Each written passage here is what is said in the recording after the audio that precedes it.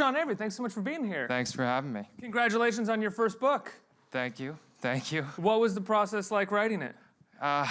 You know, I think originally we went to market and we tried to sell a book. There was a book called Real Men Eat Quiche, and it was written in the 70s, and it was like a modern-day men's guide. So we were going to do an updated version of that, and when we went to publishers, they were like, nah, no. We want to hear about Vogue. We want to hear about all this stuff that happened behind the scenes in your career. So actually a publisher in Canada handed me a book called Ball 4, which this baseball player Jim Bouton wrote in 1969. And it was a kind of a revolutionary book for athlete memoirs that I don't think had been replicated till hopefully today. So that was the template that we worked off of, and I just buried my head and kind of wrote for the first 4 months. What was it about that template? Like, how was this sort of completely different than any other athlete memoir you'd read? I think what Bouton did, he wrote in a chronological order from, he did a season in one of his last seasons in the game. So I did that, and I basically did it over a 10-year career. I think that what I did was our word count when we finished the first manuscript was in the thousands. And then we kind of had to pare it down to make sure that we did an important timeline, because to hear about somebody's 10-year career could get pretty boring. So we picked the best stories, and we kind of just ran it from that first training camp till my last game. One of the things that you've talked about a little bit in the book and in another interview that I read is that the NHL does a really bad job of promoting individual players and sort of their personality types and who they are and how they can kind of brand themselves within the game, whereas the NFL does a great job at that. And you talk about how the NHL has, the players have a vast array of other interests that are fascinating and incredible. Do you think that's specific to the NHL, that hockey breeds a certain kind of person and player? Yeah, I mean, I think when the commissioner took over a long time ago, he had an idea that we're going to play it safe, we're going to build value in the organizations, but we're not going to take too many chances. I think the NFL's done the complete opposite, and that's why it's worth exponentially more, probably $4, $5, $6 billion more than the NHL. They market their villains and they market their heroes, the stars. If you watch a Hollywood movie, you can't have a movie without a villain.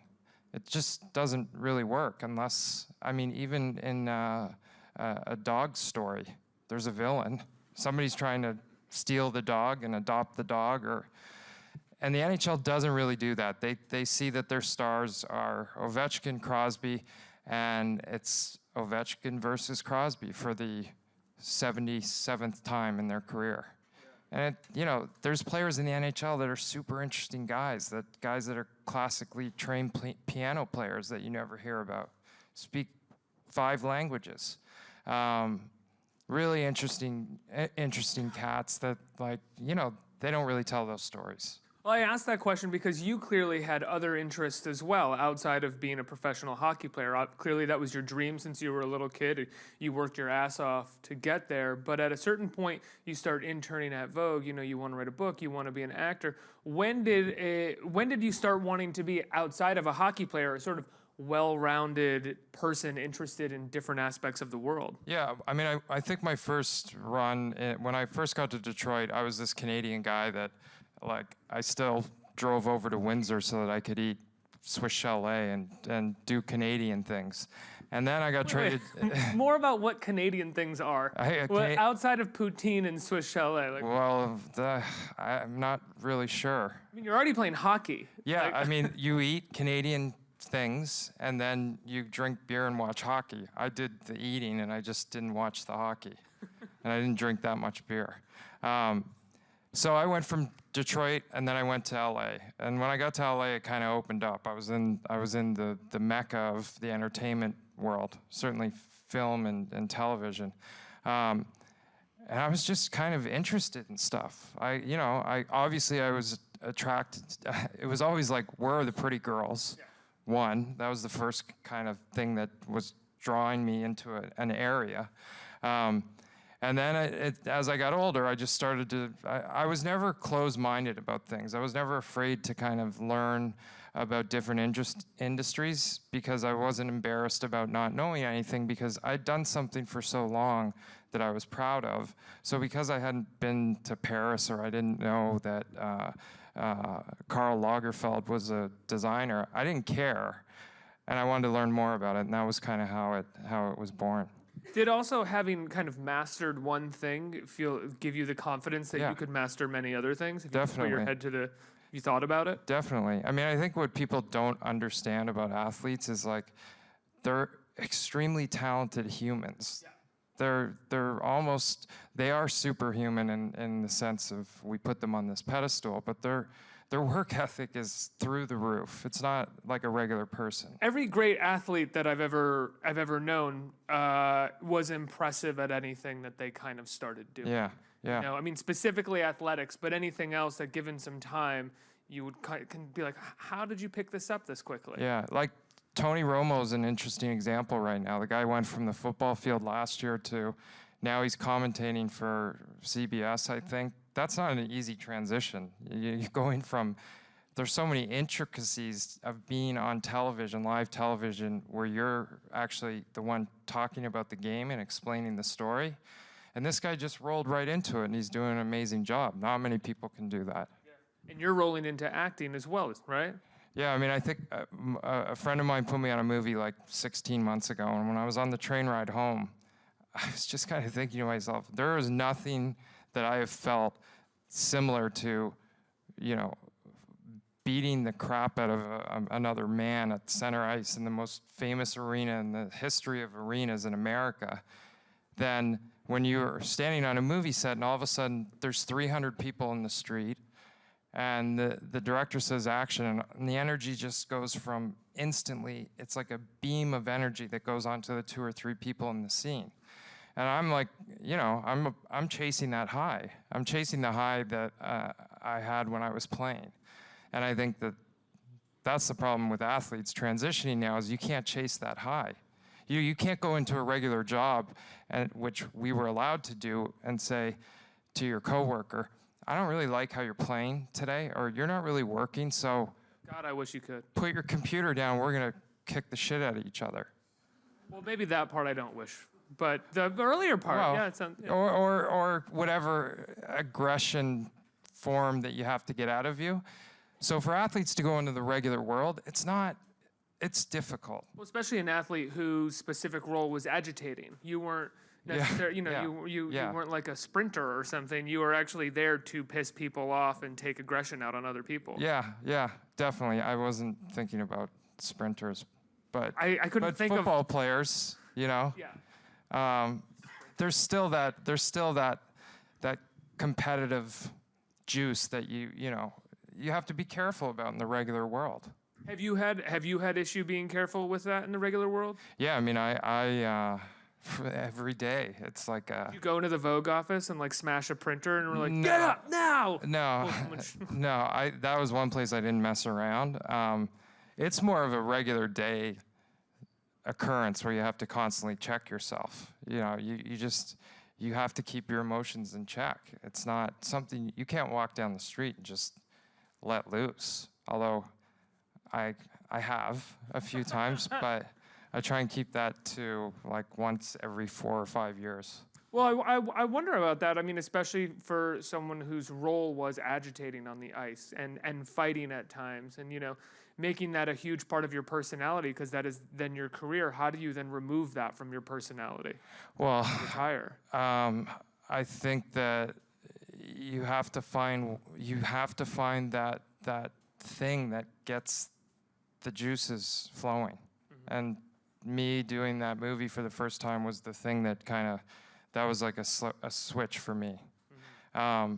It's a problem, and that's why you see so many issues with guys currently, and this big conversation around CTE, which we're all trying to pin CTE on the difficult transition that millionaire athletes are having into the regular world, and I think there's more layers to it than that. What do you mean?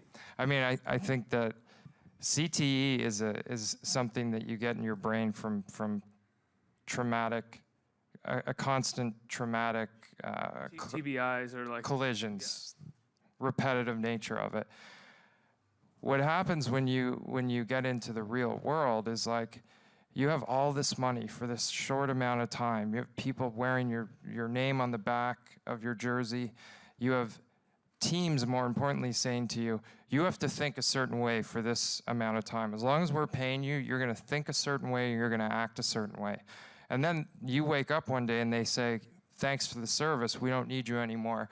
We paid you enough, so our hands are washed, which I think is a fair, it's a good deal. But then they wake up and they have to think of like, well, what am I going to do today? And that's the thing that starts to put guys into a tailspin is days are long when you don't have anything to do.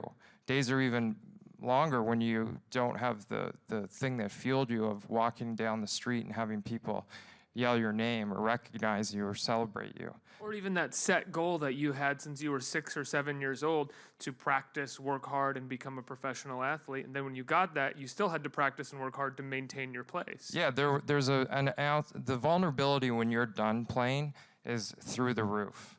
Because when you're playing, you have that goal. You know exactly what you're supposed to do from the moment you wake up till when you go to bed. And when you're done, that's all gone. So I think it's interesting that this, CT is a very valid problem that we're trying to solve in sports, but there's a whole other thing that we haven't really scratched the surface on. Did you feel that vulnerability when you started transitioning into the real world, or do you feel like you had developed enough interest while playing hockey and enough contacts and fascinations that your transition was a little bit more painless? I think I was definitely ahead of the game, but I came out and worked a few different jobs until the moment that I realized, oh, this is what I'm going to do. This is the thing that I'm going to do until I'm either broke doing it, or it's going to become a job. I'm going to be working at it, and it's going to be a career. I think I was in a better situation, but I had to try some things. I went and worked with a friend who owned an advertising agency in the city. What were you doing there? What made you want to work at an advertising agency? Well, it was one of my close friends that owned the agency. I think I was interested in telling stories, and I think I was always really good at, from a marketing standpoint, I kind of say it in the book, like I'm a famous third-line hockey player. I wasn't a superstar, I wasn't the captain of a team. So from a marketing standpoint, I'm pretty good at it. I kind of know how to bring attention upon oneself. Marketing and advertising is the exact same thing, essentially. You're trying to create buzz around a product. So that was very interesting to me. Were you like in the advertising office and they're like, okay, we want to sell this airline, and you were like, make it fight someone? I know, I was more on the like, let's get everybody undressed and make it really sexy. But yeah. So I mean, sex does sell. That's absolutely right. Sex and violence sells very, very well. I'm curious, one of the things that you say in your book is that you never felt, or at least, the coaches or someone at a certain point never felt like you sort of fit in with the boys' club. Can you elaborate on that? What did you mean by that? Yeah, I mean, there's this great line. It's like the greatest line in any movie in the last 10 years. It's in The Big Short, when Ryan Gosling looks into the camera and he's like, I don't hang out with those guys. I have fashion friends. And when I heard that, I fell off my chair, because that was my thing when I was an athlete. It was like, guys, I'm not going to go and drink at the same bar for the same night and the same thing, and it's deja vu and it's Groundhog Day. I'm going to go hang out with my fashion friends. And I think like that was exciting, and it also comes back to, did you ever bring any other guys from the teams to hang out with your fashion friends, and they embarrassed you or anything? Or you're like, come on, take it down on us. No, these are my fashion friends. I think the fashion world is sort of also sick of themselves and sick of the fashion world. Right. So when you see, like we used to go and hang out at this bar club in the West Village called the Beatrice, and the Rangers would roll in there, and it was like total pandemonium because they would drink the place dry. There wouldn't be anything left, and they were big and sweaty and like very posy and aggressive and having a good time, and they had never seen all of these, to them, very weird people, and it was this dungeon, and it was cool. So sometimes I brought them around. There were times when, you know, it was like, this is probably better that I just go to it myself. So when you started getting into fashion, you start working at Vogue. What was that like? What was your interview like? Well, I wrote a letter initially saying I want to intern at the magazine, and I had a friend there, and that was kind of my way in. That was who I sent the letter to, and then it was obviously addressed to Anna Wintour, and they wrote back and said, okay, come in and meet with us, because at that point, no athlete had sort of done something like that. A few years later, it became the trend. It was the hot thing to do. Dwayne Wade interned at GQ or Men's Vogue, one of those magazines. So they brought me in. They asked me, like, we're confused. Why do you want to come here and do this? And I said, I just want to see what's happening.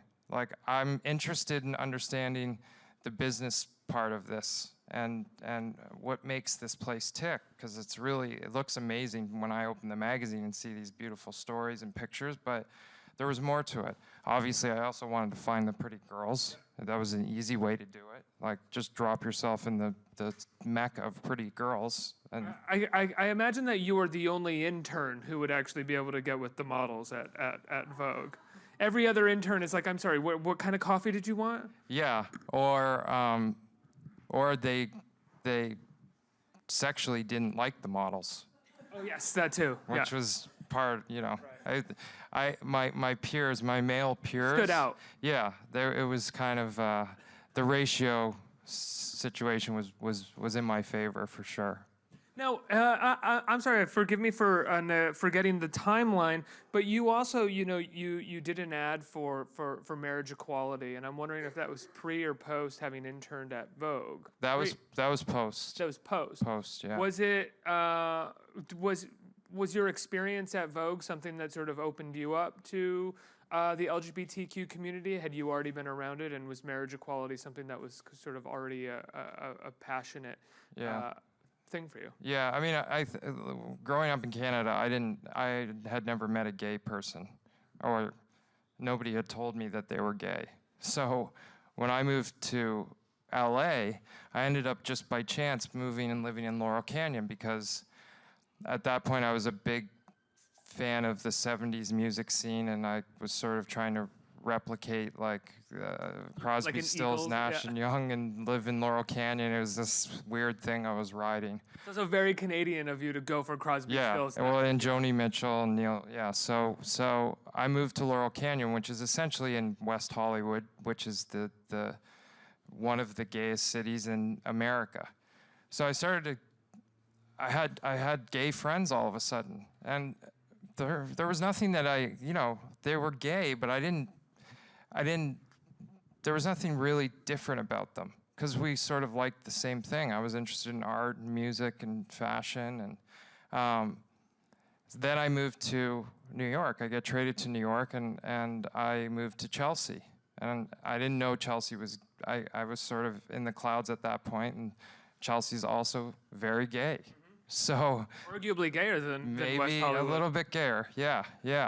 So now I had more gay friends, and then one of my gay friends, who was leading the charge for marriage equality in New York, said, "Would you do a PSA?" I was just said, "Yeah, of course, I'll do it." And I think the interesting thing about that whole thing is that the Jim Dolan, who's the owner of the Rangers, let me wear a Ranger jersey in that PSA, which was something that kind of went unnoticed, but it's you don't know which way that's going to go with old school, old money in America that own these teams. Yeah, look what's going on in the NFL right now. Right. Yeah. So it was kind of a perfect storm. I never really batted an eye at it. I just did it, and now we look at it and it's like so passé. Yeah. It's just normal. I mean, they went on and I don't know, took down 15 or 20 states after that. So yeah, it was definitely something that I would do again for sure. Let's get some questions from the audience. Who has a question out here? Someone have a microphone? And oh, you. So, I don't know if a lot of people are wondering, where are those scars, and are there stories behind these scars? We all have, childhood scars that, Yeah, yeah. keep us back. So if you have, Yeah, that's a good memories. question. Nobody's asked me that yet for some reason. So the first one, I got hit with a slap shot. I was standing in front of the net, and I got hit with a slap shot. And it was the first time that I'd ever really got knocked out. And I remember it happening, and I kind of came to, and I was on the ice, and I was just thinking to myself, Jesus, where did that, first one, where did that come from? What was that? And then I could kind of feel like a cool breeze. And I sort of took my tongue and I rubbed it up on my teeth to check if my teeth were there. And 2 of the teeth were gone. And then I sort of stuck my tongue through my cheek and realized that my tongue was through my cheek. And that was like, oh shit, I gotta get this fixed. So that was the top one. And then luckily I got the bottom one, and it looks like I got bit by a dog, which is kind of cool. The second one was pretty much the exact same situation, except I think the puck hit something before it got to me. So yeah, I had some practice from the first one, so I kind of knew what was going on. You said standing in front of the goal. Forgive me, I don't know a lot about hockey, but isn't there a rule that was created after you having stood in front of a goal or something along those lines? Like created a special rule because of something that you did? Yeah, I screened the legendary Martin Brodeur, and basically I screened him the opposite way of how we normally screen, which it also doesn't really make sense because you're trying to screen somebody from seeing something, but you put your back to them, which, I mean, I don't have eyes in the back of my head, so if I'm trying to screen them, they just kind of look around you, and then now you're not screening them. So I just had this thing where a thought came to me, and I was on the bench, and I just said, you know what, I'm going to do it. I just was like, I'm going to do it. So I got out there and I went right directly to the front of the net, and I took my hand, and it's kind of the most simple thing you could ever think of, but I took my hand and I put it in his face, and every time he moved to the right, I'd move my hand to the right, and every time he'd go to the left, I'd put my hand to the left. And I could just remember seeing the guy's eyes, like he was, Yours? yeah, Brodeur's eyes, he was in shock, and then they started to go red, like in the cartoons. It was like the boiling point started at the bottom of his whites of his eyes, and then it just went up to the top. And then I knew I kind of had him at that point. And I went to bed that night and woke up the next morning, and there was a rule. And, so, and when you say that you had him, I mean, so much as the agitator, so much of what you did was know something about a player and go out on the ice and try to not necessarily pick a fight with them, but get in their head using material that you say maybe you heard in the locker room, maybe you heard on the bus, on the plane, because people talk about each other. What do you think the worst thing you ever said to another player was? I think one of the funnier things that I said, which was it was also sort of bad. I told the guy that when he puts the peanut butter on his face, he's supposed to let the dog lick it off, not chew it. Which is, you know. That's pretty good. I thought, I mean, it's good. Yeah. How did he take it? Unfortunately, I don't even think he got it. Oh, right. It like took too long to register, maybe, and so he had to in play the the moment, game. we lost the moment, and I was already in the other direction. Were you so proud of the joke, though, that you wanted to go back and try to get it again to make sure it registered? I thought about it, but I generally didn't do that. That was a rule of mine. Did you hear what I said? Yeah. But I laughed. I was like, that was one of the times that I actually laughed at my own joke. Or my own, dirt on a guy. Let's get another question from the audience. Who, right here. Hi. Hey. So kind of a changing gears from the peanut butter comment, but who are some of the teammates that you were closest with? I know you mentioned not being part of the boys club or whatever, but I'm sure there were some that you really bonded with. Yeah, I mean, Chris Chelios is a guy that I played with early on in my career that I've been friends with for since the moment that I met him. Was always an idol to me. He kind of taught me the ins and outs of the game from away from the rink. That sort of life, and he was kind of a master at that. Can you elaborate on that? What do you mean? Yeah, just the good question though. You know, you athletes, they go hard. Like, they're intense guys, and there's a lot of partying in pro sports. It's sort of a secret, but it's not really a secret. And the guys that are really good at it are the guys that are the hardest working guys, and they're the guys that stay out the latest, and then they're the first person at the arena, and they work the hardest, and they kind of just keep that going, and you can see it in their game. They have a game that's very resilient, and they never quit, and they don't easily get deterred. Always the best players are generally those guys. So that was a relationship through Chelly that I learned a lot from. In New York, Henrik Lundqvist was always my closest friend on the team. We had a lot of similarities, although we were extremely different. We loved fashion, we loved clothes, and you know, we would go on the road, and it would be like two old ladies, like in Saks, shopping with each other, trying on ties, and that was kind of an interesting relationship that I had not really had prior to. So yeah, different ends of the spectrum, different positions, different ages, but two guys that I certainly gelled with. I think we have time for one more question, right here. Hi, Sean. How's everything? Good. Just want to say thanks again for an amazing career. The years here in New York, never forget so many great memories on the ice. Thanks, man. My question is, knowing you wrote a book about memoirs about your career on the ice and what you've done off the ice. Looking back at it, if you can go back to 2001, your rookie year, and give one piece of advice to yourself from back then, what piece of advice would that be? Good question. Man, good question. Great question. There's some funny things that I would say, like just buy a black suit and a white shirt and a black tie and just wear it for the next 10 years, and buy a few more, and then just keep it simple, because I had some terrible suits and made some bad decisions along the way.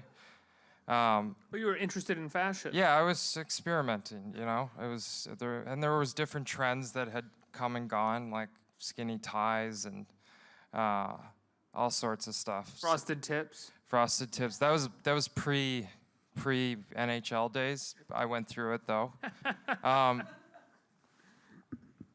I would probably, man, I don't even know. You know, maybe pick my spots a little bit better as far as how much I went after some people. But I feel like I'm just lying when I say that, that I would actually have done it. So I don't know. You know, I think the one thing I don't really live in any regrets, because I think I had a great time playing. I played for a long time in this, you know, the careers aren't long nowadays. I had a ton of fun. I met a lot of friends, and I sort of played by my own rules, which I think I can't really regret any of that. I think this is a great note to end on, Sean. The book, A Memoir of Fast Living and Tough Hockey, is on shelves now, right? People can pick it up? You can get it now, yeah. Get it now at bookstores or Amazon or all the places that people buy books. Yeah, yeah. Everybody give it up for Sean Avery. Thanks, Sean. Thanks, guys.